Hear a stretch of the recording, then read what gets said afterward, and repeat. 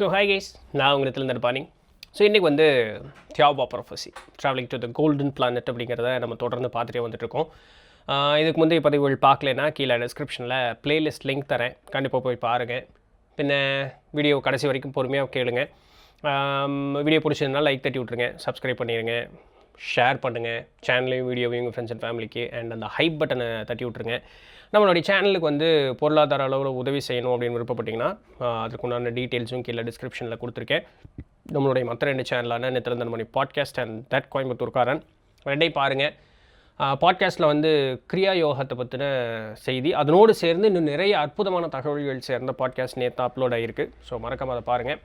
இந்த தட் கோயம்புத்தூர்காரன்லேயும் நல்ல செய்திகள் அப்படி தொடர்ந்து வந்துட்டே இருக்குது. பாருங்கள், 3 சேனலையும் சப்ஸ்கிரைப் பண்ணிங்க, உங்கள் ஃப்ரெண்ட்ஸ் அண்ட் ஃபேமிலிக்கு சேனலையும் வீடியோஸையும் ஷேர் பண்ணுங்கள். ஆல்ரைட்.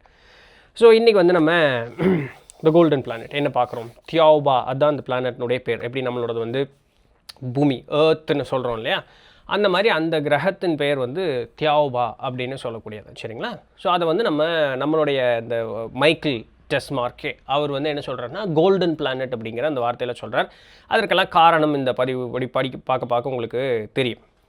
இப்போ வந்து தாவ் அப்படின்னு சொல்லக்கூடிய அவங்க கூட அந்த ஸ்பேஸ் ஷிப்பில் வந்து பயணம் பண்ணிகிட்டு இருக்காங்க. ஸோ அந்த தியாபாவை ரீச் பண்ணிட்டாங்க. அந்த ஸ்க்ரீனில் பார்க்கும் பொழுது யப்பா என்னடா அது இவ்வளோ அழகாக இருக்குது அப்படிங்கிற ஒரு சூழல் வருது. அவங்க அப்படியே நெருங்க அந்த ஸ்க்ரீனில் வந்து அந்த உலகம் அப்படியே பெருசாகிட்டே வருது. அது வரைக்கும் போன பதிவில் பார்த்துருந்தோம். சரிங்களா? இப்போது அவங்க அந்த கிரகத்து பக்கத்தில் நெருங்கும் பொழுது அவர் மைக்கில் என்ன சொல்கிறாருன்னா, அவர் அதிகமாக சொல்லக்கூடிய அந்த வார்த்தை என்ன அப்படின்னா, நான் நிறங்களை பார்த்தேங்கிற அந்த வார்த்தையை பயன்படுத்துகிறார்.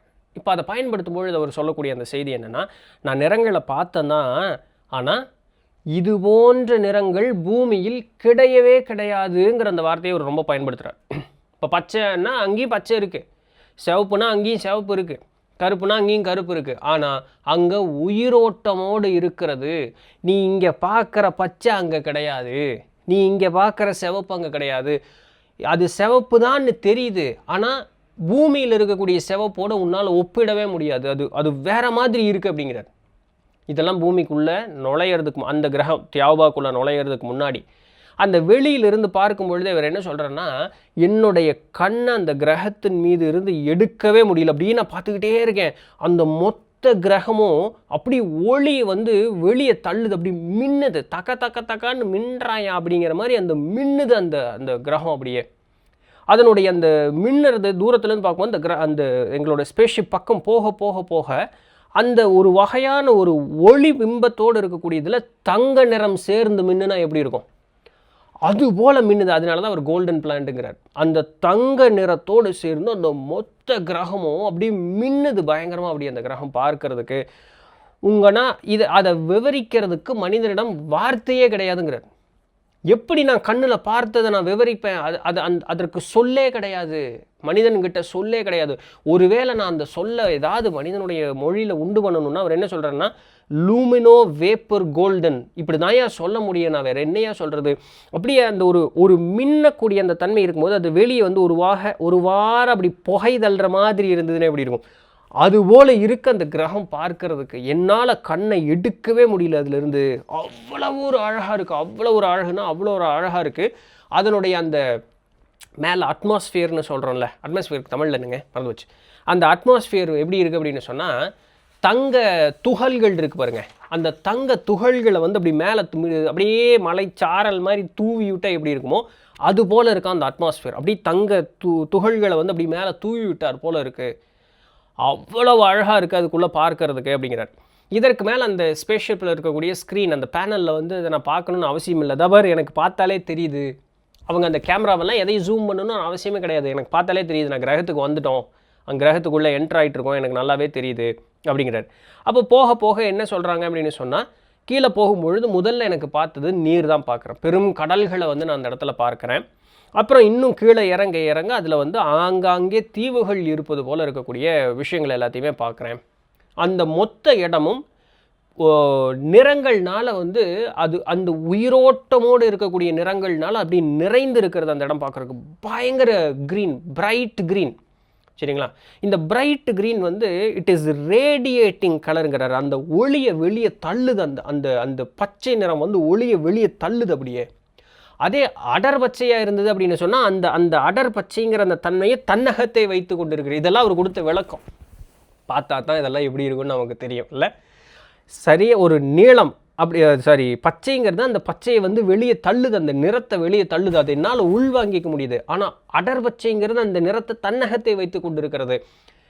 சிவப்பு அப்படின்னு சொல்லக்கூடியது வந்து அவர் என்ன சொல்கிறார், அந்த அந்த சிவப்பு நிறம் அப்படிங்கிறது பூமியில் பார்த்ததற்கு ஏற்றார் போல் சிவப்பு கிடையாது. இது அவ்வளோ உயிரோட்டமோடு இருக்கக்கூடியது இந்த இடத்துல சிவப்பு.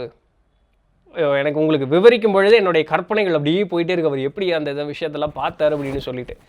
இப்போது பூமியில் இருக்கக்கூடிய நிறங்களை வந்து அந்த தியாபாவில் இருக்கக்கூடிய மக்கள் என்னன்னு சொல்லுவாங்களாம், அவங்க மொழியில் கால்பிலோகா அப்படின்னு சொல்லுவாங்களாம். இட் இஸ் வெரி டல், ஒரு ஒரு மட்டமாக இருக்கக்கூடிய ஒரு ஒரு ஒளி குன்றிய ஒரு நிலையில் இருக்கக்கூடிய நிறங்களை தான் நீங்கள் பூமியில் பார்க்குறீங்க. ஆனால் அந்த தியாபான்னு சொல்லக்கூடிய அங்கே ஒளிரக்கூடிய அங்கே இருக்கக்கூடிய அந்த நிறங்களை அவங்க என்னென்னு சொல்கிறாங்கன்னா தியோசோலோ கோவினிக்கி அப்படின்னு தியோசோலோ கோவினிக்கி அப்படின்னு சொல்கிறாங்க. என்னென்னா உயிரோட்டமோடு இருக்கக்கூடிய நிறங்கள். அவர் மைக்கேல் திரும்பவும் சொல்கிறாரு, நான் என்ன சொன்னாலும் சரி, நான் பார்த்ததை என்னால் வார்த்தையில் விவரிக்கவே முடியாது. ஒன்று, மனிதனுக்கு இதை கற்பனை கூட செய்து பார்க்க முடியாது. இந்த நிறங்கள் இப்படியெல்லாம் இருக்கா, நிறங்கள் இது போலெல்லாம் நடந்துக்குமா அப்படின்னு சொல்லி பூமியில் இப்படி ஒரு இடமும் கிடையாது, எதுவுமே கிடையாது பூமியில் அப்படின்றார். ஸோ இப்படி தான் பூமிக்கும் அந்த இதுக்கும் ஒப்பிடு வைக்கிறார். அந்த கிரகம் வந்து அந்த அளவுக்கு அழகாக இருக்குது அப்படின்ட்டு. அப்போ அப்படியே கீழே வர வர வர வர அந்த ஸ்பேஸ்ஷிப்னுடைய ஸ்க்ரீனில் வந்து நிறைய முட்டை வடிவங்களாக இருக்கக்கூடிய அந்த ஒரு வடிவங்களை அப்படி பார்த்துட்டே வர்றாரு. ஒரு சிலது பெருசாக இருக்குது, ஒரு சிலது நிலத்தோடு சேர்ந்து இருப்பது போல் இருக்குது, ஒரு சிலது சின்னதாக இருக்குது. இந்த மாதிரி நிறைய அந்த முட்டை வடிவங்கள் அப்படிங்கிறத பார்த்துக்கிட்டே வர்றார். அந்த கீழே அப்படியே வந்துக்கிட்டே வரும்பொழுது இது என்னவா இருக்கும், இது ஏன் முட்டை முட்டையாக இருக்குது எல்லாமே பார்க்குறதுக்கு அப்படின்னு நினச்சிட்டு அந்த முட்டைக்கு பக்கத்தில் நிறைய புள்ளியாக ஏதோ இருக்கிற மாதிரி இருக்குது. அவருடைய பார்த்துட்டே வர்றாரு. இவங்க இப்படியே அந்த ஸ்க்ரீனில் தான் பார்க்குறாரு. அந்த ஸ்பேஸ்ஷிப் கீழே இறங்கிட்டே வருது. ஒருவேளை அந்த புள்ளியாக இருக்கிறது எல்லாமே நம்மளை போல் இருக்கக்கூடிய ஸ்பேஸ்ஷிப்பாக இருக்குமோ அப்படின்னு இவர் மனசில் நினச்சிக்கிட்டு இருக்கார். கரெக்டாக பக்கத்தில் தாவு வந்து அந்த டெலிபதி மூலமாக, கரெக்ட் மைக்கேல் புருஷ்டனி, அதெல்லாம் நம்மளுடைய ஸ்பேஸ்ஷிப், நம்மளை போல் இருக்கக்கூடிய ஸ்பேஸ்ஷிப் தான் அது. அது வந்து ஒரு வகையான ஒரு கவுட்டி மாதிரி இருக்குது பார்த்தியா. ஸோ அது மேலே போய் தான் நம்ம ஸ்பேஸ்ஷிப் உட்கார போகுது. ஸோ அது இந்த டாக்கிங் ஸ்பேஸ், கவுட்டின்னு எப்படி சொன்ன பார்த்தீங்களா. ஸோ அது வந்து ஒரு டாக்கிங் ஸ்பேஸ். ஸோ அதில் போய் நம்ம இது உட்கார்ந்ததுக்கப்புறம் நம்ம எல்லாமே பார்க்கலாம் அப்படின்னு சொல்கிறாங்க. ஓகேப்பா, எல்லாமே சொல்லியாச்சு. ஆமாம், அந்த முட்டையே இருக்குதுல்ல, அது என்னது அப்படின்னா பில்டிங்ஸ் மைக்கிள், வேறு ஒன்றும் இல்லை, கட்டிடங்கள் எல்லாமே வேறு ஒன்றும் இல்லை, அதெல்லாம் என்னென்னு பார்க்கலாம். ஆனால் நீ வந்து இங்கேருந்து இறங்கிறதுக்கு முன்னதாக உனக்கு இந்த இந்த இந்த கிரகம் வந்து உனக்கு ரொம்ப அழகும் நல்ல புத்துணர்வு கொடுக்கக்கூடியதாக இருக்கும். ஆனால் எங்கள் கிரகத்தில் நிறைய ஆச்சரியங்கள் அப்படிங்கிறது உனக்கு ஏற்றார் போல் நிறைய ஆச்சரியங்கள் உண்டு. ஆனால் 2 விஷயம் உன்னை வந்து பாதிக்கும் இந்த கிரகம். முதல் விஷயம் என்னென்னா, இங்கே இருக்கக்கூடிய புவியீர்ப்பு விசை, கிராவிட்டி அப்படிங்கிறது பாதிக்கும். என்னென்னா, பூமியில் இருக்கிறத காட்டிலும் எங்கள் கிரகத்தில் புவியீர்ப்பு விசை குறைவு. சரிங்களா? ஏன்னா அதனால தான் அவங்க பயங்கர ஹைட்டாக இருப்பாங்க. இப்போது இந்த மைக்கேல் வந்து பார்த்திங்கன்னா பூமியில் எடை போட்டு பார்க்கும்போது 70 கிலோ. இப்போ அந்த தியாகோ போனோம்னா இவனுடைய எடை வந்து வெறும் 46 கிலோ தான், 47 கிலோ தான் இருக்கும். ஸோ அதனால் நீ கொஞ்சம் நடக்கும் பொழுது கொஞ்சம் கவனமாக நடக்கணும். நீ வந்து கொஞ்சம் வெயிட் வந்து ரொம்ப குறைவாக இருக்குல்ல, நீ சராசரியாக நடக்கிற மாதிரி நடந்தேன்னா கீழே விழுந்துடுவேன். வேகமாக போகிற மாதிரி போகும். அதனால் உன்னுடைய பாடி வந்து பேலன்ஸ் பண்ணுறது கஷ்டம், கீழே விழுந்துடுவேன். ஸோ அதனால் கொஞ்சம் கவனமாக நீ பொறுமையாக நடக்கிறதுக்கு மட்டும் உண்டான வழி அப்படிங்கிறத பார்த்துக்கோ. இது மட்டும் நீ கவனமாக இரு. 2வது விஷயம், இங்கே இருக்கக்கூடிய நிறங்கள். இந்த நிறங்கள் வந்து இது உயிரோட்டமோடு இருக்கக்கூடிய அந்த நிறங்களாக இருக்கிறதுனால நீ அதை பார்க்கும் பொழுது என்ன ஆகுன்னா, ஒன்றும் பண்ணாது. ஆனால் அந்த பார்க்கக்கூடிய அந்த நிறங்கள் என்ன பண்ணுன்னா, உன்னுடைய உடலுக்குள்ளே ஒரு வகையான ஃபிசியலாஜிக்கல் மாற்றங்களை உண்டு பண்ணும். உடல் அளவில் இருக்கக்கூடிய மாற்றங்களை உண்டு பண்ணும். இந்த உடல் அளவில் மாற்றங்கள் அப்படிங்கிறது ஏற்படும் போது எப்படி ஆகும், உன்னை எப்படி ஒரு நிலைக்கு கொண்டு போகும்னா, ஒரு மாதிரி அந்த மது குடித்தவன் போல் அப்படியே ஒரு போதை நிலையில் உன்னை கொண்டு வச்சிடும். நல்லா தான் இருக்கும். ஆனால் என்ன, ஓவர் டோஸ் அதிகமாக நல்லா இல்லையா. அமிர்தமானாலும் அளவுக்கு மீறினால் அமிர்தமும் நஞ்சுங்கிற மாதிரி இந்த நிறங்கள் உன்னை இது பண்ண உன்னை ஒரு வாரம் மயக்கத்தில் வச்சுருக்கோம். ஆனால் அது ரொம்ப அதிகமாக போச்சுன்னா அது வந்து ஆபத்தாக முடிஞ்சிடும். ஸோ அதனால் இந்த 2 விஷயத்தில் வந்து நீ கொஞ்சம் கவனமாக இருக்கணும் அப்படின்னு சொல்லிவிட்டு அவங்க என்ன பண்ணுறாங்கன்னா, வேற ஒரு அறைக்கு வந்து அவங்கள கூப்பிட்டு போகிறாங்க. இந்த ஃபோர்ஸ் ஃபீல்டு இவங்களை சுற்றி இருக்கும் அப்படிங்கிறதெல்லாம் முந்தைய பதிவுகளில் பார்த்தோம். அதை ரிலீஸ் பண்ணிவிட்டு மற்ற ஆஸ்ட்ரோநாட்ஸ் எல்லாம் அவங்க இதில் பிஸியாக இருக்காங்க. அந்த ஸ்பேஸ்ஷிப்பை கொண்டு போய் லேண்ட் பண்ணுறதுல தாவு வந்து மைக்கில் ஒரு அறைக்கு கூப்பிட்டு போகிறாங்க. அந்த அறையில் வந்து ஒரு 3 மணி நேரம் மைக்கேல் வந்து அந்த அறையில் வந்து தங்கி இருக்கிறார். ஒரு வகையான கிளென்சிங் ப்ராசஸ் எல்லாமே நடந்து முடிஞ்சோடனே ஒரு ஹெல்மெட் எடுத்து போடுறாங்க. இந்த மேல் நெத்தியிலிருந்து இந்த மூக்கு வரைக்கும் இப்படி கவர் ஆகிற மாதிரி, கண்ணாடி இருக்கும் பார்த்தீங்களா, அந்த மாதிரி இங்கேருந்து இது வரைக்கும் இப்படி கவர் ஆகிற மாதிரி ஒரு கண்ணாடி ஒன்று போடுறாங்க. எதுக்குன்னா, மைக்கேல் இது வந்து எங்களுடைய அந்த நிறங்களை வந்து உன்னுடைய பாதிப்பாகிற அளவுக்கு இது இல்லாமல் கொஞ்சம் குறைச்சி கொடுக்கும். ஆனால் நீ பார்க்கறது உயிரோட்டமோடவே அது வந்து இருக்கும், எந்த விதமான ப்ராப்ளமும் இல்லை அப்படின்னு சொல்கிறாங்க. ஓகேங்க அப்படின்னு சொல்லிட்டு ஸ்பேஸ்ஷிப் எல்லாம் லான்ச் கீழே இறங்கியாச்சு, அந்த டாக் பண்ணியாச்சு, கவுட்டியில் உட்கார வச்சாச்சு.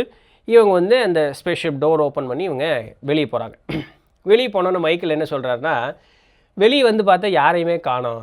டேய் என்னடா அது, ஒரு வேறு கிரகத்திலேருந்து ஒருத்தன் வந்திருக்கேன், நீங்கள் எல்லாமே அறிவில் பெரியவங்க தான், அதுக்காகன்னு என்ன இது மேனியும் பொழுதொரு வண்ணமாக வேற்று கிரகவாசி பார்த்துட்டாவா இருக்க போகிறீங்க?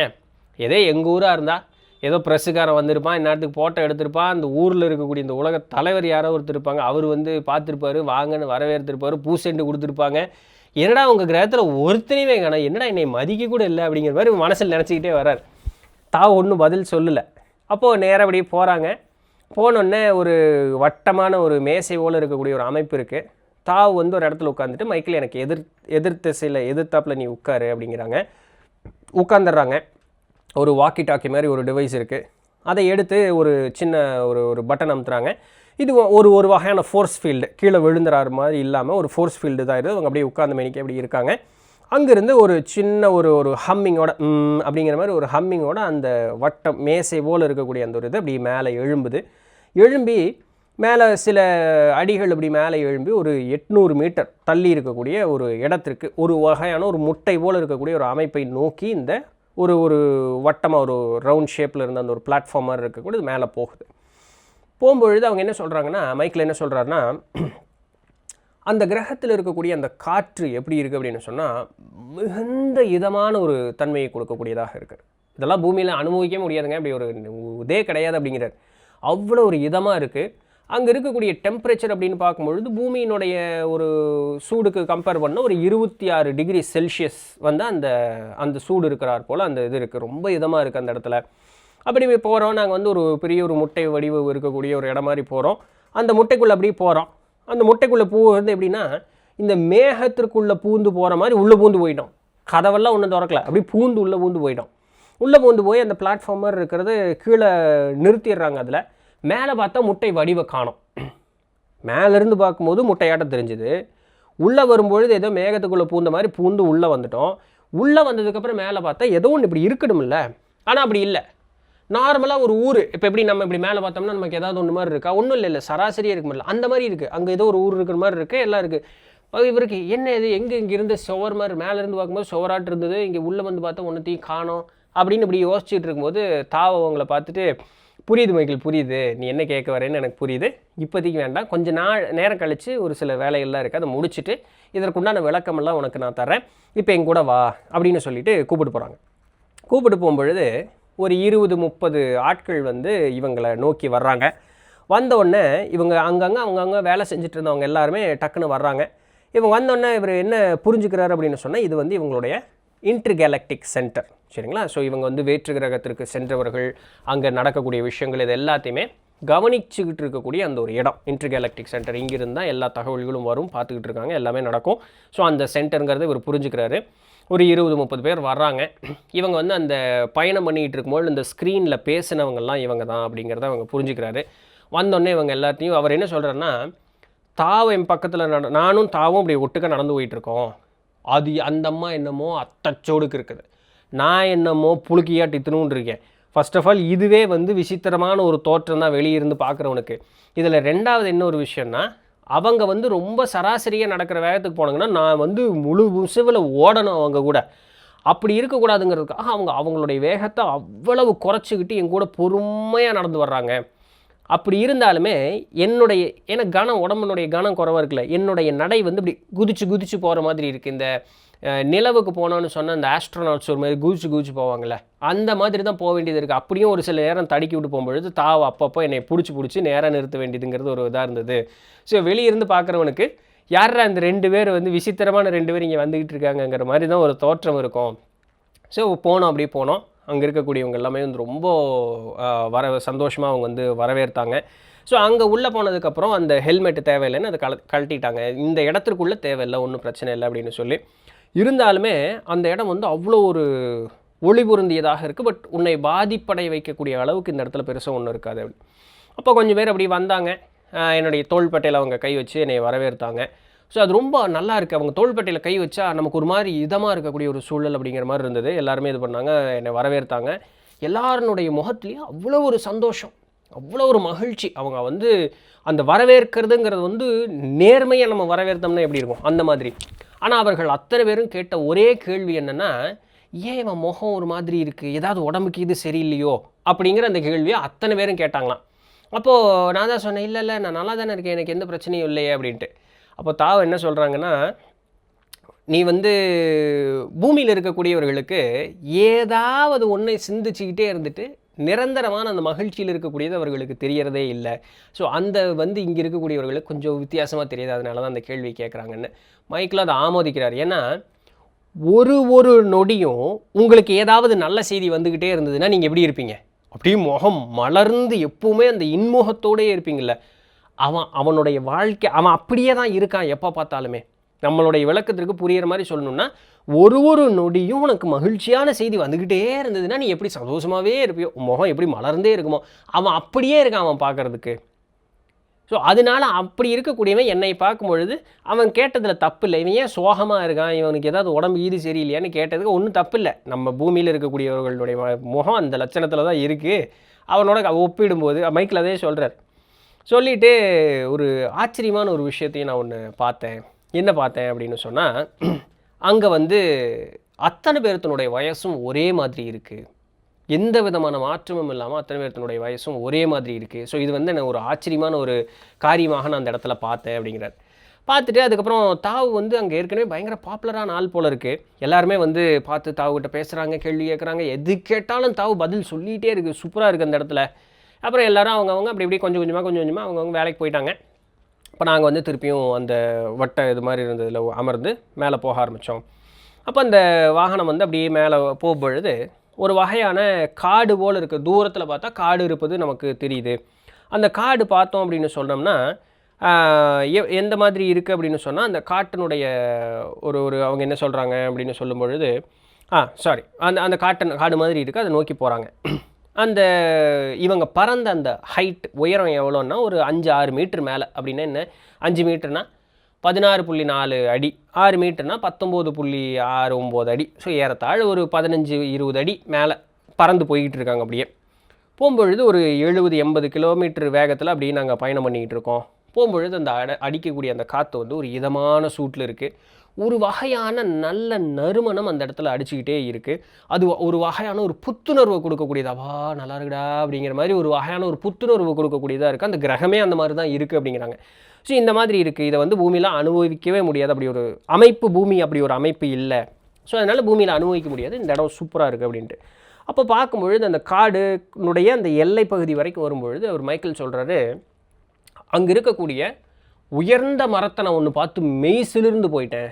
ஏன் அப்படின்னா, அங்கே இருக்கக்கூடிய உயர்ந்த மரம் ஒரு 200 மீட்டர், அப்படின்னா அடியில் சொல்லணும்னா 656.17 அடி வானத்தை தாண்டி நிற்கிது அப்படியே அந்த மரம். அவ்வளோ பெருசு அந்த மரம். ஒன்றுன்னா அப்போ தாவு சொல்கிறாங்க, மைக்கேல் எங்கள் கிரகத்தில் வந்து அதிக உயரமாக இருக்கக்கூடியது 240 மீட்டர் உயரம் கொண்ட ஒரு மரம். அதாவது 787.4 அடி கொண்ட மரம் தான் வந்து எங்கள் கிரகத்தில் உயர்ந்த ஒரு மரமாக இருக்குது மைக்கேல் அப்படிங்கிறாங்க. அதனுடைய விட்டம் பார்த்தோம்னா 20-30 மீட்டர், அதாவது 65.62 மீட்டரில் இருந்து 97.4 மீட்டர் 4 அடி உயரம் வரைக்கும் அதனுடைய அந்த விட்டம். அவ்வளோ பெருசாக அதனுடைய அந்த தடிமன் வந்து அந்தளவுக்கு, அதனுடைய விட்டம் அந்தளவுக்கு இருக்கும். அவ்வளோ பெரிய பெரிய மரங்கள், 100 அடிங்க விட்டமே. 100 அடின்னா இப்போ எவ்வளோ பெருசு இருக்குன்னு பாருங்களேன். அவ்வளவு பெரிய மரங்கள் அங்கே வந்து சர்வசாதாரணமாக அங்கே வந்து இருக்குது. தாவ என்ன சொல்கிறாங்கன்னா, எங்கள் கிரகத்தினுடைய கணக்குப்படி 8000 ஆண்டுகள் பழமையான மரங்களெல்லாம் இந்த இடத்துல வந்து இருக்குது.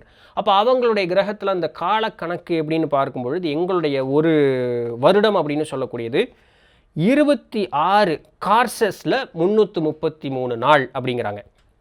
நல்லா புரிஞ்சுக்கணும், அவங்களுடைய ஒரு வருடம் அப்படிங்கிறது 26 கார்சஸில் KARSES கார்சஸில் 26 கார்சஸில் 333 நாள் அப்படிங்கிறாங்க. அப்போது ஒரு கார்சஸ் அப்படிங்கிறது என்னென்னா 55 லோர்ஸ், LORSC 55 லோர்ஸ். ஒரு லோர்ஸ் அப்படின்னு சொன்னால் என்னென்னா 70 காசியோஸ், KASIOS, காசியோஸ். அப்போ ஒரு காசியோஸ் அப்படின்னு சொன்னால் என்னென்னா பூமியினுடைய கணக்குப்படி ஏறத்தாழ ஒரு நொடி அப்படிங்கிறாங்க. ஸோ நீங்களே கணக்கு போட்டுக்குங்கப்பா அப்படின்னு மைக்கேல் முடிச்சிட்டார். எனக்கு கணக்கு போட தெரியல, யாராவது கணக்கு போட்டிங்கன்னா ரிவர்ஸ் இன்ஜினியரிங் பண்ணி இவங்க என்னத்தை சொல்ல வராங்கன்னு கொஞ்சம் சொல்லுங்கள். ஸோ இதுதான் அவங்க சொல்கிறது. இப்போ தாவு கேட்குறாங்க, மைக்கேல் நீ வந்து உன்னுடைய அப்பார்ட்மெண்ட் போறியா இல்லை காட்டை சுற்றி பார்க்கலாமா அப்படின்னா, காட்டை சுற்றி பார்க்கலாம்ப்பா, காட்டு கூட்டிகிட்டு போ அப்படிங்கிறாரு மைக்கேல். சரி ஓகே அப்படின்ட்டு அங்கே போகிறாங்க. அந்த அப்படி மேலே பறந்து போகும்பொழுது பூமியிலிருந்து ஒரு 10 மீட்டர், அதாவது 32.81 அடி உயரம் கொண்ட மரங்கள்லாம் வந்து அப்படியே பார்த்துட்டே வந்துக்கிட்டே போகிறாங்க. இந்த பிளாட்ஃபார்ம் வந்து ரொம்ப அழகாக அந்த தாவு வந்து அப்படியே நகர்த்தி கூட்டிகிட்டு போகிறது எனக்கு எப்படி இருக்குன்னா, இந்த அரேபிய கதைகளில் இந்த ஃப்ளையிங் கார்பெட், பறக்கும் கம்பளம்னு கதைகள் படிச்சிருப்போம்ல, அது போலவே இருக்குது. ரொம்ப அழகாக அப்படியே போயிட்டே இருக்கும். ஸோ ரொம்ப ஸ்லோவாக அப்படியே நாங்கள் வந்து கொஞ்சம் ஸ்லோ பண்ணிட்டோம். என்னென்னா அந்த காடுகளுக்குள்ளே அப்படி பொறுமையாக பார்த்துட்டே போகலாம் அப்படிங்கிறதுக்காக காடுகளுக்குள்ளே போகும்பொழுது அந்த இடம் எப்படி இருக்குன்னா, ஒளி வந்து அந்த இடத்துல இருந்து அந்த ஒளி வெளியே வந்துக்கிட்டே இருக்குது. இட் இஸ் லூமினஸ், ஒளி பொருந்தியதாக அந்த இடம் இருக்குது. தங்க நிறம் பொருந்தியதாக இருக்குது. ஒரு மாதிரி இளர் தங்க நிறத்தில் இருக்கக்கூடிய அந்த ஒரு நிலங்களாக இருக்குது. ஸோ கீழே வந்தோன்னே என்னுடைய அந்த கண்ணாடி நாங்கள் கழட்டிட்டோம். அந்த மரங்களுக்கு உள்ளே வந்தோன்னே அந்த கண்ணாடியை கழட்டிட்டோம். கொஞ்சம் பொறுக்கக்கூடிய அளவுக்கு அந்த ஒளி வந்து நல்லா அழகாக இருக்குது, எந்த விதமான இஷ்யூஸும் கிடையாது. அதில் இருக்கக்கூடிய அந்த மரங்களினுடைய கிளைகள் எல்லாமே ரொம்ப ஒசரமாக இருக்குது, பயங்கரதா. அதில் வந்து பட்டாம்பூச்சி மாதிரி இருக்கக்கூடிய ஒன்றை பார்த்தோம். மாதிரி இல்லை, பட்டாம்பூச்சி தான் அந்த இடத்துல. அது பார்க்குறதுக்கு எப்படி இருக்குன்னா ரொம்ப பெருசு. ஓகே, இப்போ நான் அதனுடைய இறக்கையினுடைய அளவை சொல்கிறேன். அப்போ உங்களுக்கு அதனுடைய உருவம் எவ்வளோ பெருசு இருக்குன்னு நீங்கள் கற்பனை பண்ணிக்கலாம். அது ரொம்ப பெருசு. அந்த பட்டாம்பூச்சி உடம்புலேருந்து வெளிவரக்கூடிய நிறங்கள் கூட வந்து ஒளி ததும்பியதாக இருக்கக்கூடியது. இப்போ நான் இதெல்லாம் எப்படி இருக்குன்னா, நம்மளுடைய தேவர்களோ இல்லை தெய்வமோ வரும்பொழுது நம்மளுடைய பெரியவங்க சொல்லுவாங்கள்ல, ஒளி பொருந்தியதாக இருந்தாங்க, அவங்கள கண்ணில் பார்க்கவே முடியலை, இந்த மாதிரி எல்லாம் விளக்கம் சொல்லுவாங்கள்ல, அந்த ஒளி வந்து என்னை தூய்மையாக்கியது அப்படின்லாம் சொல்லுவாங்கள்ல, அதே மேட்ரு தான் இங்கே நடந்துகிட்டு இருக்கு, வேறு ஒன்றும் இல்லை. அதை தான் இவர் விளக்கிக்கிட்டு இருக்கார். சரிங்களா? சரி, அப்போ இந்த மாதிரி இருந்தது அந்த பட்டாம்பூச்சி. அந்த பட்டாம்பூச்சியினுடைய ஒரு இறக்கை மட்டுமே 1 மீட்டராம், அதாவது 3.28 அடி ஒரு ரக்கை ஒரு பக்கம். அப்போ அதுபோல் இந்த பக்கம் போச்சு அப்படின்னு சொன்னால் 2 மீட்ரு அதனுடைய ரக்கை மட்டும், அந்த எல்லையிலேருந்து இந்த எல்லை வரைக்கும். அப்போ பட்டாம்பூச்சி எத்தனை சூடு இருக்குன்னு நீங்கள் கற்பனை பண்ணிக்கிங்க. அப்போ அவ்வளோ பெரிய பட்டாம்பூச்சி அந்த இடத்துல அப்படியே இருக்கும் பொழுது அது வந்து வழக்கமாக அந்த இலைகள் மேலே அப்படியே அமர்ந்திருப்பது அப்படிங்கிறது ஒரு வழக்கம். பக்கத்தில் போக போக போக அதனுடைய அந்த ரக்கை வந்து நீல நிறம், பச்சை நிறம், ஆரஞ்சு நிறமெல்லாம் சேர்ந்ததாக அதனுடைய ரக்கை அப்படிங்கிறது இருக்குது. அது பக்கத்தில் போகும்பொழுது ஒரு பட்டாம்பூச்சியினுடைய அந்த சிறகனுடைய ஓரம் வந்து அப்படியே எங்கள் மேலே டக்குன்னு இப்படி பட்டுது. அது வந்து ஒரு அப்பா சூப்பராக இருக்குடா, என்னடா அது இவ்வளோ அழகாக இருக்குது, இவ்வளோ சூப்பராக இருக்குது. அது அப்படி மேலே படும்பொழுது நமக்கு ஒரு வகையான ஒரு புத்துணர்வு, சூப்பராக இருக்குது, நல்லா இருக்குது அப்படிங்கிறாரு. அப்போ அதை பார்த்துட்டே வரும்பொழுது ஒரு பட்டாம்பூச்சி வந்து ஒரு இலை மேலே வந்து அப்படி அமர்ந்தது. அமரும் பொழுது அதனுடைய உடலை பார்த்தோம்னா அதனுடைய உடலில் வந்து அப்படி வளையம் போல் வெள்ளி நிறமும் தங்க நிறமும் சேர்ந்த வளையம் போல் அதுக்குள்ளே அப்படியே இருக்கான். அதனுடைய அந்த மேலே அந்த ஆண்டனா இருக்கும்ல, அந்த கொம்பு, அது வந்து எப்படி இருக்கான், ஜேடு கிரீன், ரொம்ப அடர்ந்த ஆனால் மினுக்கக்கூடியதாக இருக்கக்கூடிய ஒரு பச்சை நிறம், ஜேடு கிரீன் அப்படின்னு சொல்லுவாங்க, அந்த நிறத்தில் இருந்தது. அதனுடைய அந்த வாயிலிருந்து அந்த இதை மகரந்தத்தை உறிஞ்சுவதற்காக, அந்த தேனை உறிஞ்சுவதற்காக இப்படி ஒன்று வரும் இல்லையா, அதுக்கு பேர் ப்ரோபயோசிஸ்ம்பாங்க. ஸோ அது எப்படி இருந்ததுன்னா தங்க நிறத்தில் அந்த இது இருக்குது. அதனுடைய அந்த இறக்கையினுடைய மேல்புறம் பார்த்தோம் அப்படின்னு சொன்னால் பச்சை நிறங்களில் அப்படியே கோடு கோடாக நீல கோடு வந்திருக்கு. அப்படியே பச்சையும் நீளமும் பச்சை நீளமும் அப்படி மாறி மாறி அந்த இடத்துல இறக்கையினுடைய ஓரத்தில் அப்படியே பூரா இருக்குது.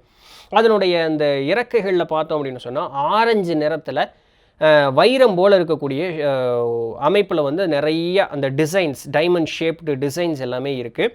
அது வந்து அதனுடைய அடிப்பகுதி, அந்த உடலினுடைய அடிப்பகுதி பார்த்தோம் அப்படின்னு சொன்னால் அடர் நீல நிறமும் நல்லா அப்படி பயங்கரமாக மினுக்குதுங்க. அந்த பட்டாம்பூச்சி பார்க்குறதுக்கு மினுமினுன்னு இருக்குது. அந்த பட்டாம்பூச்சி இத்தனை நிறங்களும் சேர்ந்து மினுமினுன்னு இருந்தால் எப்படி இருக்கும் உங்களுக்கு? ஏதோ மேலேருந்து ஒரு பெரிய ப்ரொஜெக்டர்லேருந்து இப்படி லைட் அடித்தா அந்த லைட் வந்து இந்த பட்டாம்பூச்சி ப்ரொஜெக்ட் பண்ணால் அந்த லைட் வந்து எப்படி ஒரு ஒளி பொருந்தியதாக இருக்குமோ அது போல் இருக்குது எனக்கு அந்த பட்டாம்பூச்சி பார்க்குறதுக்கு. அது மினுக்குது, அதில் இருக்கக்கூடிய எல்லா நிறங்களும் அப்படி மினுமினுன்னு இருக்குது. அப்படியே அது ஒரு இதமான ஒரு சுகமான ஒரு உணர்வை வந்து நமக்கு ஏற்படுத்தி கொடுக்குது அப்படிங்கிற ஒரு வார்த்தை சொல்கிறார். அது வந்து ஒரு பெரிய ஒரு இலை மேலே வந்து உட்காந்துட்டு ஒரு வகையான ஒரு விசிலிங் சவுண்டு விட்டுக்கிட்டே இருந்தது. பூமியில் வந்து இந்த மாதிரி இறக்கை கொண்ட இந்த பூச்சி வகைகளில் இந்த மாதிரி ஒரு தன்மை பார்த்ததே இல்லை. அது விசில் அடிக்குங்கிறதுலாம் நமக்கு தெரியாது. இது ஒரு வகையான ஒரு விசிலிங் சவுண்ட் அப்படிங்கிறது கொடுத்துக்கிட்டே இருந்தது. நல்லா இருந்தது பார்க்குறதுக்கு, கேட்குறதுக்கு எல்லாமே. அந்த காட்டினுடைய தரைப்பகுதி வந்து நிறைய செடி வகைகள் எல்லாம் இருக்கான். ஒன்னொன்றுக்கு ஒன்று வித்தியாசமாக இருக்குது. நீங்கள் விவரிக்கவே முடியாது, அவ்வளோ அழகாக இருந்தது. அங்கே வந்து சிறு புதர்லேருந்து நம்ம ஊரில் இந்த ரோஸ் வளர்ந்து புதர் மண்டி இருந்ததுன்னு எப்படி இருக்கும், அதுபோல் இருக்கக்கூடிய நிறைய புதர்கள் எல்லாமே அந்த இடத்துல இருந்தது.